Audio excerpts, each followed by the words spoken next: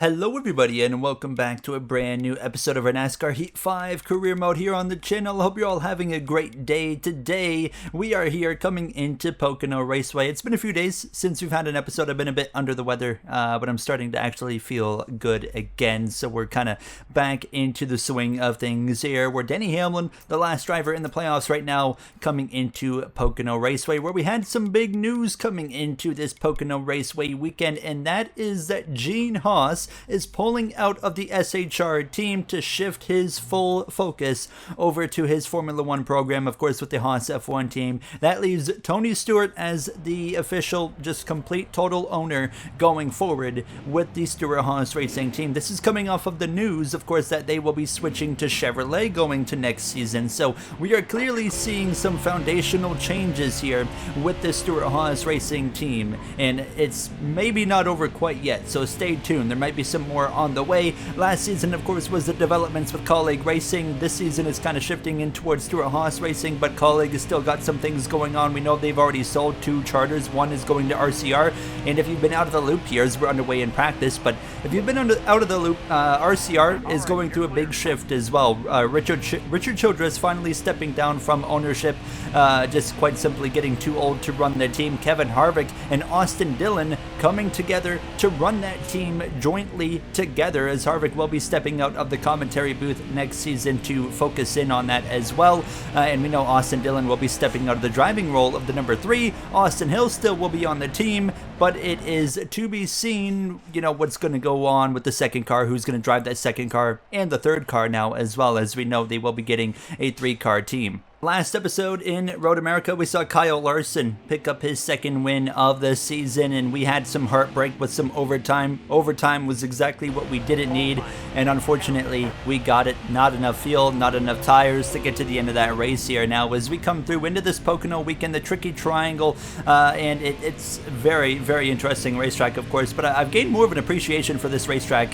When I was younger, I hated everything about this track, driving it. Not a huge fan of watching it in real life. It's just usually not that great of a race. It is one of those tracks, though, that allows strategy to open up. It feels like strategy is more of the priority compared to the actual racing product in Pocono. But to the line, a goal of a 54.8. We cross the line a full second ahead of that and go P11 here from the Tricky Triangle in Pocono. So pretty happy overall with the pace that we have in this car. Christopher Bell rounding out the top 10. It's Byron on pole with Chastain on the front row. Larson, Busher, Josh Berry for Stewart Haas Racing in the top 5. Hamlin, Bubba Wallace, the 2 drivers fighting for that final spot in the playoffs, currently just behind us. No trucks or Xfinity this weekend or in the next episode as well, so we're going to jump straight into the pre-race. Josh Bilicki at the back of the grid here in Pocono.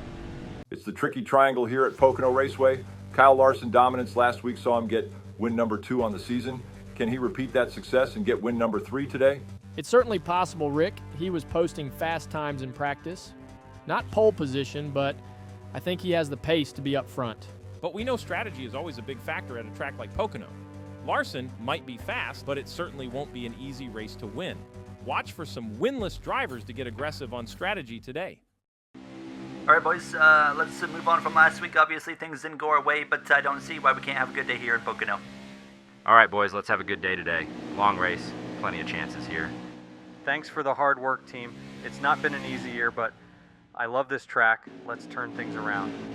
Along with my radio, you hear Chase Elliott as well as Denny Hamlin. And Denny Hamlin won his first career race at this Pocono Raceway back in 2007. Can he get one final win in Pocono in his final season of NASCAR Cup Series competition? We'll have to wait and see. Not a great starting spot, just outside the top 10. Larson up there in the mix, of course, behind his Hendrick teammate of William Byron. The green flag is out. And we're racing here from Pocono Raceway behind that number 27. Good starting position there from the rookie of Sammy Smith for that Andretti Global team. You got Ty Gibbs just in front of him in that 54 now as we head down towards turn number 1. Such a long run from that last turn on that run towards that first corner now. As you see, Powerade Joey Logano just behind us. I can confirm Shell Pennzoil going to be on his car going forward in the rest of the season, so stay tuned on that. I know some have been wondering where Logano's, familiar yellow and red paint scheme has been. Well, it's on the way, starting hopefully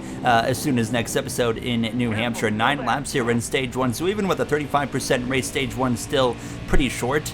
We are not going to have to pit here in stage number 1. We passed Chandler Smith, and now we'll go up the inside of Sammy Smith now, and we're ahead of all the Smiths. Sammy, Chandler, Zane as well. Up into P8 as we exit turn number 3. Josh Berry started in the top 5, already drifting backwards here in this opening lap now as we head down this front stretch to complete lap 1. Kyle Busch in that 99 Wendy's Chevrolet Camaro moving his way forward into P6. He jumps up in front of the 4 who checks up. We dive down to the inside and into turn 1. This will be a good opportunity to take P7. Kyle Larson already to the lead here in that number 5 as the 24 fades backwards. We jump up to the right rear of Kyle Busch, get that slipstream from Ross the Boss. Chastain, of course, 1 win on the season for Chastain, so close to getting a second in Kentucky, but it was Shane Van Gisbergen, of course, who stole it in the final turn, final lap through 3 and 4 on him. And we are moving forward though, passing now Chastain through the tunnel turn. The tunnel turn, the strongest part of the racetrack for sure. For me, you're going to see us gaining lots of ground in that tunnel turn here today now as we work to the inside of Ty Gibbs. You got Byron Busher just in front, but look at the 5 of Kyle Larson driving away from everybody. Last episode, I had pointed out that not only Kyle Larson but the 9 car as well were extremely strong under braking, and it seemed a little bit interesting. I kind of noted it, told James Small about it, and now again a track where brakes are quite prominent in turn 1 as well as turn 3. That 5 car is taking off. He's long gone down the road here as we are side by side now with Gibbs as we come through this tunnel turn. Look in the mirror, here comes my other teammate now, Christopher Bell, joining the mix as we go up the inside of Chris Buescher. We're going to move through into P2 in these early going laps of stage number 1, but that 5 car, I mean, the pace is unbelievable. Here comes Christopher Bell now as we exit turn number 3 and head down this front straightaway. He's actually going to be able to get at my inside here. That number 20 looking strong early on, and we'll drop back down into the 3rd position. We'll slide back in line. Still 5 laps to go here in stage number 1. Chastain just behind, but Larson just continues to drive away. He is nearly 3 seconds up the road here now as we come to these final closing moments already of stage number 1. Of course, only 9 laps. Not a lot of time to get things done. Overall, I was looking for some changes though going into the end of this stage here, and mainly just tighten up the car a little bit. I was a little bit free. You could have seen it turn 1 right here.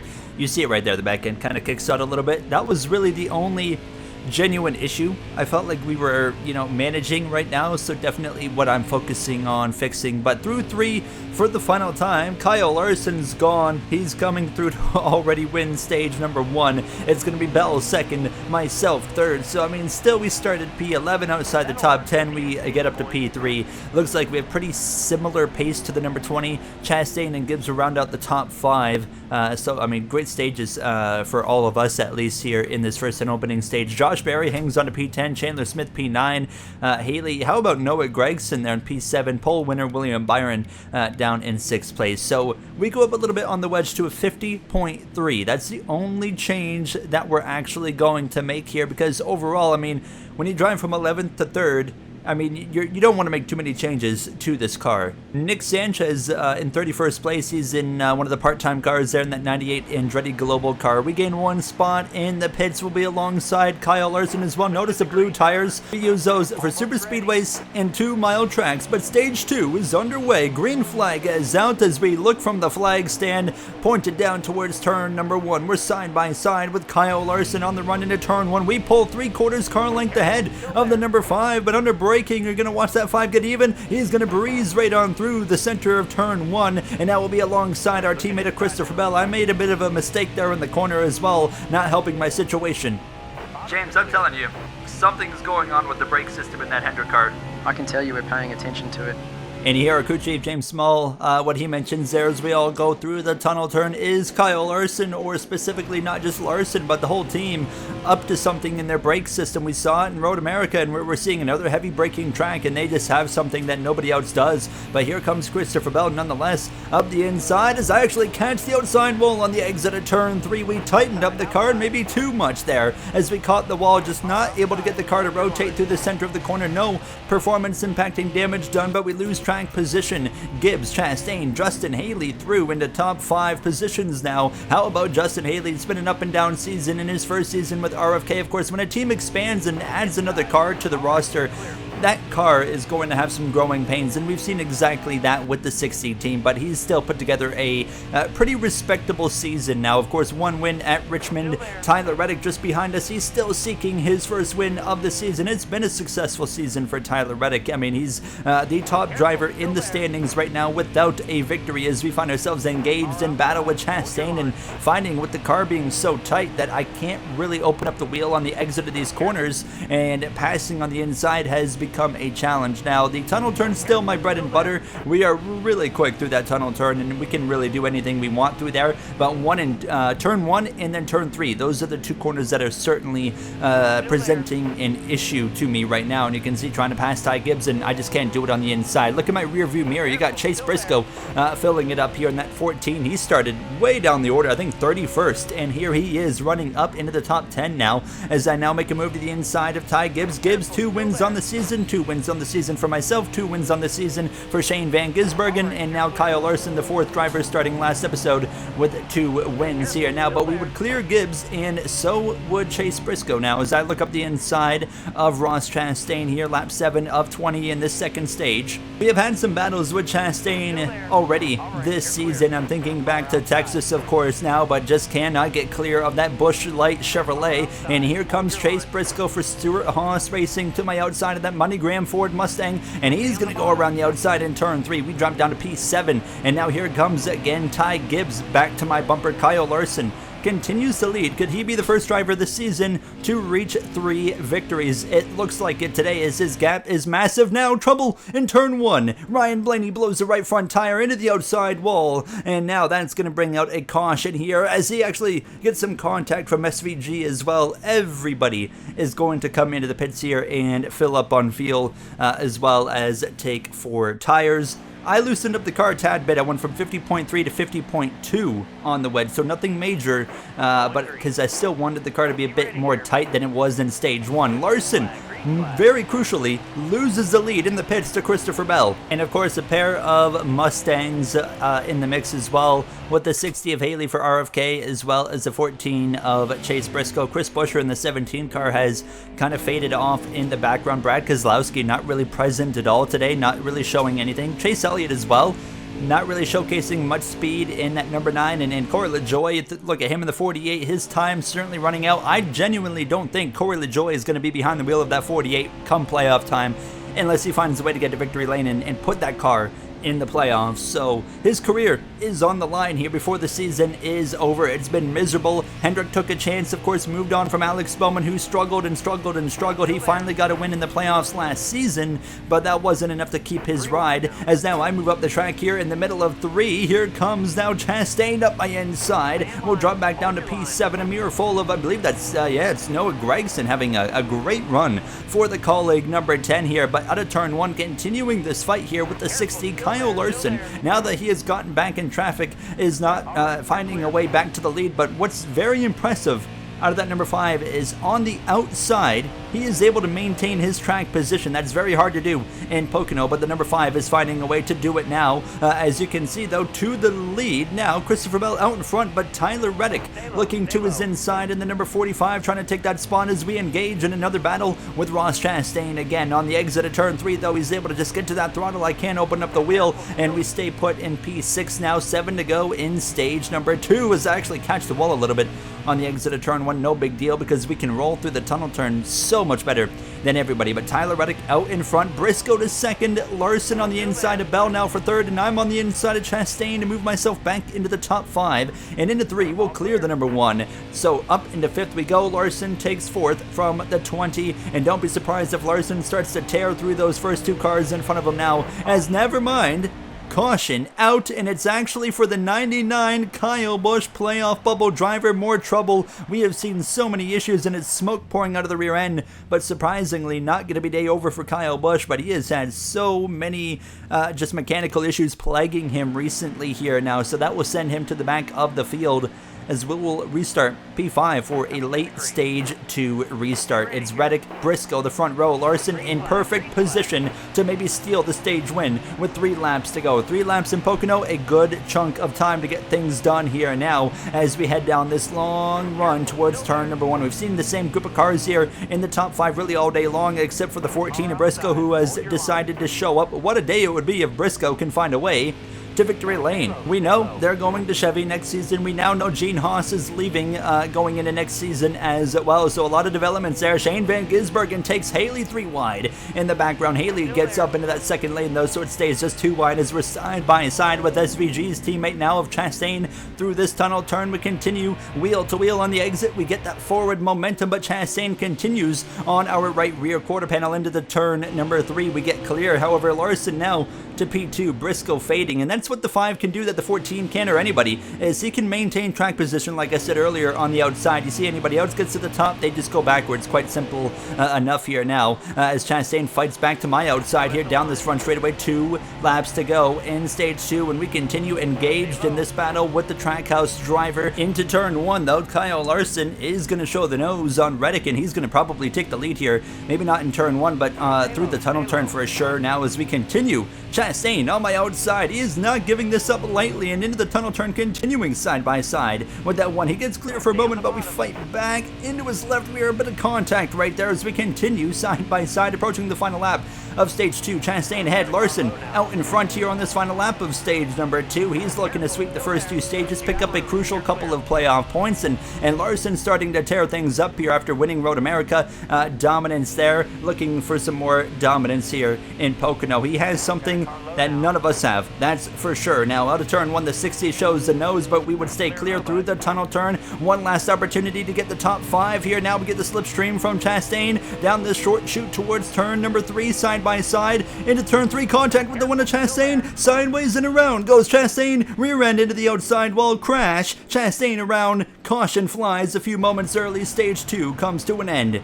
Please forward my apologies immediately. That was not what I was attempting to do. Just, we came together. I didn't expect him to turn down so early. I'm all good. What the was he doing? Ross gives the all good, but I mean, yeah, that was all me. I just misjudged him turning down into turn 3. I hit him in the left rear and around he went. There's no other argument to it. It was simply my fault, not what I was trying to do.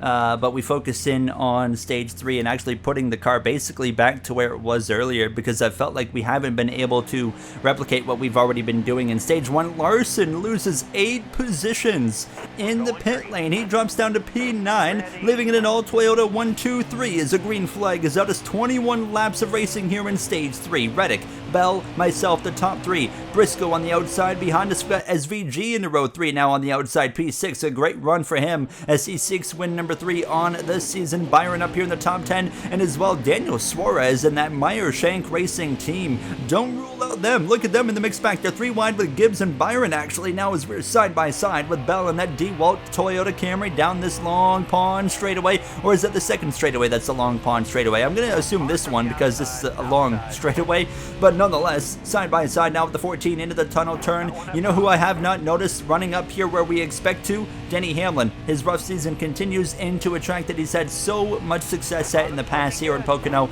Things are not working for Hamlin. They got to figure out something quickly going forward now if they want to make it into the playoffs and find victory lane. It's been over a season since Hamlin has won a race. It was Richmond early last season when he last actually went to victory lane on an overtime restart against Martin Truex Jr. As we go into turn number 1 now, Kyle Larson has gone from 9th to 4th in just 1 lap. That 5 car is just off the rails fast right now as we now settle in behind him, but he was being a little bit more patient than I expected here. Lap 38 through the tunnel turn actually leaves the door wide open for the taking. Back up the inside I go of the number 5, and we're going to try and shuffle him back here now to the back of the 14 to the inside of the 14 of Briscoe. Reddick continues to lead over Christopher Bell. We are side by side with Briscoe, and we would continue side by side all the way down the front straightaway into turn number 1, but a slide from the rear end into turn 1. We chase it up the track nearly into the 14, and Larson is going to get a freebie 2-for-1 special from P6 to P3 for the number 5, and now he is free to go chase down Christopher Bell, our teammate, and then Tyler Reddick. And now here he is already showing the nose to the number 20, but the caution flies again, and it's actually Kaz Grola in the 51 with a tire failure. And that will bring out another caution, and there's 16 laps to go. If we pitted now, nobody could make it to the end, so we're all going to stay out here, likely indicating very well we could see a potential green flag pit stop before this race comes to an end here. Nonetheless, the pit stop will be mandatory, whether that be under green or caution. We're back underway. Now a view from the infield here, actually where some of the fans can be in that little grandstand just behind all the pit boxes, but we head down towards turn number 1, and as well, right up front there, it's Bell side by side with Reddick through this first corner, but here comes Larson. We might be 3 wide briefly on the exit of turn number 1. Haley not backing out of it now, but there we go. Briscoe stays ahead of both of us here. Behind us, you got Gibbs side by side with Gregson, who continues to run quite competitive in that number 10 for Colleague. Racing here side by side into the tunnel turn with the 60. Just couldn't quite get the car to turn and rotate right there, so we chase it up the track instead of opening it up. And now Kyle Larson to the lead with over 10 laps to go. Larson has had the dominant car all weekend long, but we've seen a common trend this season. It's pretty often the dominant car doesn't always go to victory lane, so don't rule out anybody else. And speaking of not ruling out someone, Chase Briscoe into second place over Tyler Reddick. If anybody other than Kyle Larson wins this race, it's a lucky win. Larson is lights out fast, faster than anybody here. So yeah, if anyone else gets the win, it's a pretty lucky win for them here today. And the green flag pit stop could create that opportunity. And I'm getting ready to open up the green flag pit stops a little bit early here. We now come to just under 10 laps to go. And lap 48, you can see Reddick putting some pressure on the 14. I decide I'm going to pit right here. It's actually a slide a little bit on the curbing, but you're not going to lose a lap pitting under green flag conditions in Pocono. So we're going to come in, get down to the 55 miles per hour. We're going to take 4 tires. I didn't like the tire wear that I saw on the left sides, and this might be the right call. It might be the wrong call. I'm imagining AI are going to take 2 tires.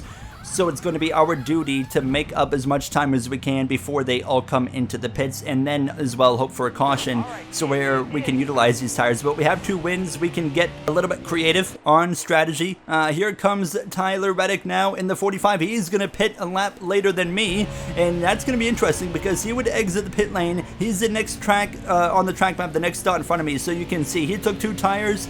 Everybody is going to take 2 tires. We will need a caution, but we need it to go green and then get a caution if we're going to be able to utilize these tires to our advantage here. Larson and the leaders all into the pit lane. Look at this. Larson exiting first, but Tyler Reddick on the track right there. Tyler Reddick's going to get to the lead, I think, here on the run towards turn 1. Yes, he will. Reddick clear of the 5 and the 14, so to the lead goes Reddick now, as we are going to go around some traffic ourselves. Shane Van Gisbergen in the 97 WeatherTech machine right here. We'll get to his right rear quarter panel through turn 1 on the exit of the corner. That's where we're going to be able to put these tires to use, really get hard on that gas, get that grip going, and we'll pass that 97 for P16. But yeah, I mean, that's the problem. Ross Chastain and a few others making their pit stops right now, so that'll be a few more positions gained. But P15, as we clear Austin Hill, we would get to P11 once the pit cycle had completed. So now it's just making up as much time as we can. Reddick leads. Larson is closing. Briscoe in P3. We're coming to just 4 laps to go in this race. We need a caution to make this 4-tire call work here, and I was hoping it would come a little bit earlier, but it's maybe not happening at all now. As we're up the inside of William Byron, we're going to clear him into the tunnel turn. Tyler Reddick, I'm sure of it, is just praying it stays green right here because he doesn't have the fastest car. He has a top 3 car,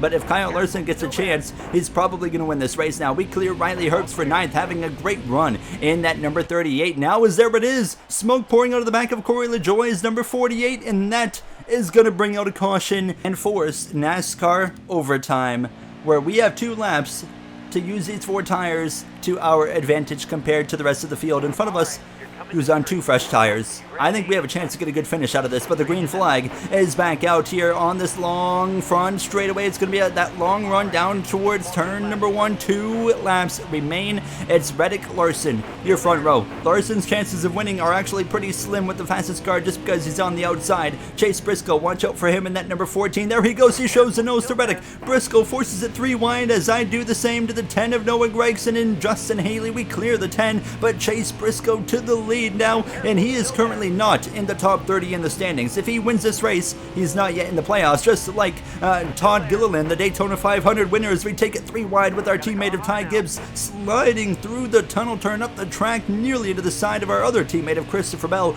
but into the top 5 we go, using these 4 fresh tires to our advantage. We're going to have 1 lap to do some more damage here now, but Briscoe leads the way through turn 3. We're going to use up the 20, force him to back out of it on the exit of turn 3, up into P4. White flag is in the air, and Chase Briscoe leads the way. Reddick, Larson just behind, and myself in P4. We run down into turn 1, getting right to the back of these 2 cars side by side in front of us just because of that draft. And as we exit turn 1, the tunnel turn is where our focus gets shifted to. We know that's going to be our opportunity, is that tunnel turn. Here we go, looking to the inside of the 5. Do we make it 3 wide? We're going to give the 45 a bit of a shove, but he's not going, so we go to the inside now, 3 wide with Reddick and Larson. Into the tunnel turn now. Chase Briscoe loves what he sees. I can't make it work, and we fade in behind the 45 and side by side with Larson again. Chase Briscoe just needs to hold on for 1 more turn, and here we go into turn number 3. I can't do nothing beyond this point. I sail it into turn 3, throttle up as early as I can, but we slip and slide on the exit of the corner. Chase Briscoe leads the way as I chase it up all the way to the wall. Briscoe wins in Pocono, and we lose a few spots right at the line. Chase Briscoe has done it for Stuart Haas Racing. Great job, buddy. Good job. Wow! Awesome job, guys. Thank you so much. You hear Briscoe getting to celebrate the win. He holds off Tyler Reddick and Kyle Larson, myself, as well as I drifted down those few positions. Some notables, though, I mean, really in the back half, I mean, Denny Hamlin, Chase Elliott, Kozlowski, Bubba Wallace, they all kind of had pretty rough days here in Pocono. Just not what you expect to see. And of course, Kyle Busch, not a great day, but a decent rebound. And that number 99, looking at the points before we wrap things up here, Larson at the top of the playoff grid, but Bubba Wallace, Hamlin continue in that battle. And Bubba Wallace is 9 points out of the playoffs. Hamlin, the last driver in, but they both make some headway a little bit on Kyle Busch. As Briscoe, by the way, 31st in the standings right now. He is 1 point out of the top 30 with that win, so it's going to be interesting going into the next episode in New Hampshire. I'll see you guys then. Thank you for watching. Have a great day.